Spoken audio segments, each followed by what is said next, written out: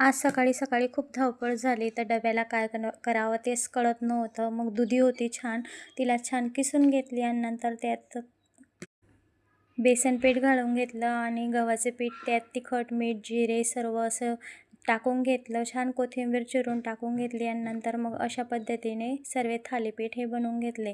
थापून घ्यायचे. थापलेले थालीपीठ हे खूप मऊ लागतात आणि छान लागतात चवीला. नंतर पॅनला तेल लावून घ्यायचे. चहू बाजूने पूर्ण पॅनवरती तेल पसरून घ्यायचे.